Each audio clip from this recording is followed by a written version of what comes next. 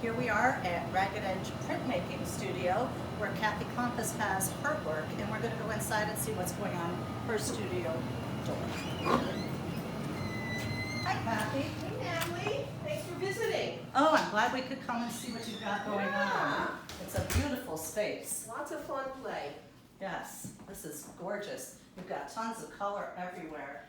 And I know that you're primarily a printmaker, but you do other things too. So what are you working on right now? What do you have rolled out here? These are plates that will run through the press. So it's kind of like doing a painting on a piece of plexi or acetate. And we can work with printmaking inks, which these are, although these are water-based printmaking ink. But I often work with dyes, because I work with dyes a lot that are I work with dyes when I do my fabric. If I let them dry on the plexi, I can get a really interesting print that has all of the bubbles and textures of the dyes. So it gives me something different. And you see the layers so much better with all that texture in it too. Yeah, and then I can actually add printmaking ink to these as well. And that's what I'm doing here. There's some dye on here, and then I'm adding printmaking inks. And you're using primarily a brayer? Using a brayer. Because I don't see any brushes, which is interesting. Well, I could use brushes. But you tend not to. Well, the one thing with printmaking is you want a smooth surface. If it's very thick and it goes to the press, it'll squish. Okay. Now I do use a foam brush when I work with the dye. That's going to spread out, and I'm going to let it dry before it goes through the press, and I'll print with damp paper so it will reactivate the dye. So if it's thick there, not a problem. It's dry, it's not going to squish. But a blob of ink will squish. So is this something that you did with that same technique? You said you like to work on fabric, and I know this is fabric. Well, those started as monotypes on using dye on paper. The main image on there started as a 7 by 7 inch monotype that I scanned, blew up, put into a repeat pattern, and had digitally printed onto fabric. So I can take it to the next step. I also work directly on fabric with dyes. But this is a way of kind of merging both, and it's pretty exciting. You're very inventive, and we noticed on this table over here you have some really interesting constructions going on. Can you tell us about those? I'm playing around with, those are prints done with dye and have a lot of fun pattern, and I'm just playing around with shapes. Something I think I want to work on. I know that I want to make the insides to be something, because I think about a vessel, and I think about we are vessels and we hold a lot inside. So I think that's one part that's needed there. But another thing that I've done with these, when I put them together, I did it very, very simply with staples. And it kind of now, I did these a little while back, but as I come back to them, I'm really thinking about how we take our lives. Our lives are all uprooted.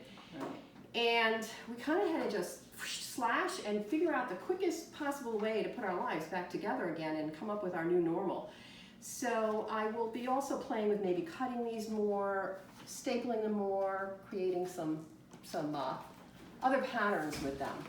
So ongoing project. So you talked about how our lives have been taken apart since we're in the middle of the pandemic. Are there other ways that you've had this affect you and how you work in the studio, what you use for subject matter, or how you actually physically use your space? One thing that changed a lot is I am used to having people come to the studio, and every Monday and Tuesday there would be a group of us here, and it really is nice to bounce off each other and see what other people are doing, and ooh and ah, and ooh, I want to try that. And that's kind of all stopped. So I actually took a break from the studio, but now I'm back, and it's kind of nice right now to have all the space. Gotcha. Well, you definitely get to spread out. It's a different feeling though. And you said something before when we were chatting earlier about you kind of threw away the boundaries in a sense of what you can do. Everything went kind of loose and open because of this, which is interesting because I think a lot of people are feeling differently about that. So I love your rap. Well, I tend to work very intuitively anyway, and I tend to work just very loose, and working with the dyes kind of forces you to be that way in a way. It's a very slippery kind of loose medium, and it kind of does what it wants, and I love that, and it's kind of trying to pull out of that what can come from it. And it's easy to do a lot of plates and run a lot of prints, so now the challenge is how to refine them and maybe what to build on them with. Great, I'd love to see what happens with these. And you'll end up having a window show at the cultural center. Yeah. And I love the idea of those filling one of the window seats. It'd be beautiful. Absolutely. With the light hitting them too. Yeah. So Yeah. that'll be fun. I'd love to watch you just put them all up and how you arrange them. That alone would be interesting to do. And you've got artwork all over the wall. So is this process different? This is a very different process than this one. No, it's actually very much the same. The only difference is on the group of 6, the dies are thickened, which is how I work with them when I paint to make a silk scarf.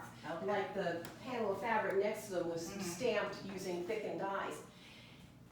But the piece on the left, the dies were liquid when they went on. You can see the movement and how they flow, and that's why I thought the process was different, but it's the thickness of it. It's just that it's not thickened dye, so it's allowed, and they will all bleed together, and I'm letting it sit. I'm painting it wet, I'm letting it sit, it needs to dry, and during that slow drying time, it just kind of does its own thing, which is pretty interesting. Yeah, to lose control is and then of course, it goes to the press with damp paper. The damp paper wets the dye, picks it all back up. Gotcha.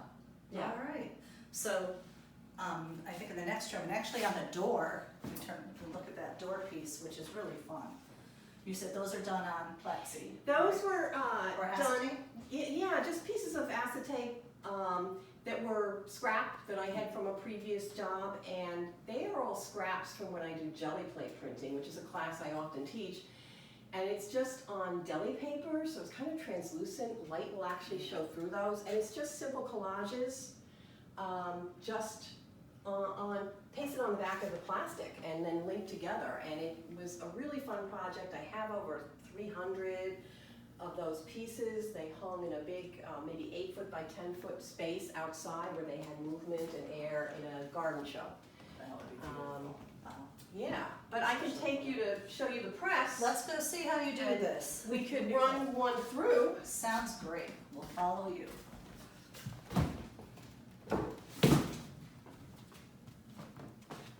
So this is a nice big space. This is a wonderful space. How long have you been here?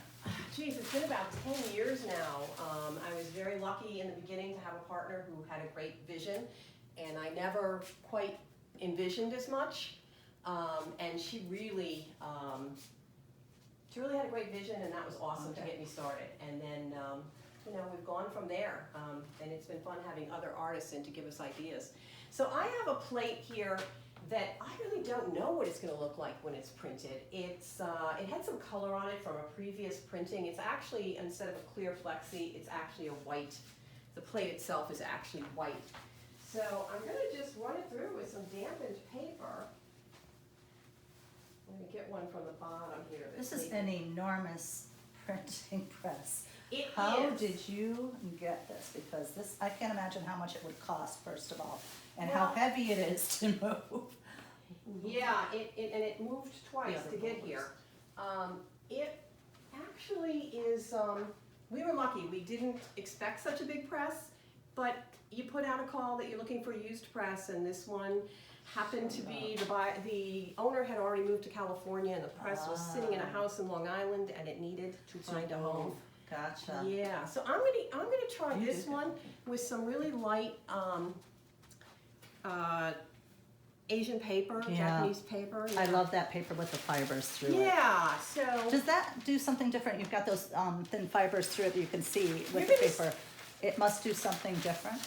you're gonna see something there. So let's just keep the blankets down and run it through. All right. And I use different kinds of papers. Okay, I have my blankets on here a little crooked. I'm gonna have to come over to that side to crank it. Gotcha. We're being socially distant. Right, so we're dancing being here. careful in the way that we move around the studio. A little bit of dancing. And while you're cranking. But it'll come out on this side, Yeah. so that's good. It'll come by me. While we're doing this, another thing we talked about is that you actually do a lot of photography too and use that as inspiration and in your artwork. And in the intro, you saw us where you actually gather materials from. Yes. So you said that that reminded you of something. Well, you know, I went to school for fibers, and a lot of people say a lot of my printmaking looks like fabric. And then, of course, what I'm doing now is I do a lot of pictures of this fabric that is washed up along the edge of the Mohawk River. It's probably been there since the 70s. There was a lot of mills right along the river. And it looks like the things that we were trying to do when we were back in college back then. Oh, So, all right, here's the reveal. What do we okay. have? Well, the back side looks great. I guess I gotta crank it a little further to get it out.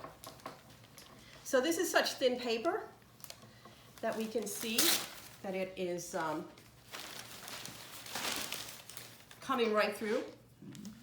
But let's see what we got on the front. Wow. That's beautiful. Boy, the paper looks like fabric right now, doesn't it? Yeah, whoops, I think I didn't. Caught a little edge. I caught an edge because I'm But working Kathy, fast. could but you still- hold that up, because I think what we need to tell them at the end is that, again, this is Ragged Edge Printmaking Yes. Studio with Kathy Klompas. And we got ragged edges. We've had a lot of fun looking at what she does. Again, Kathy does classes, so look her up. She's got a website, she's got all kinds of presence out there on the media. We'll have links below for that. And she's going to be doing a couple classes here at the Cultural Center in July, I'm hoping, and one in August. So thank you so much for having us over. This is really interesting. Thank you to see for how coming, work. Natalie. All right, have a great day, Kathy. Thank you. Thanks.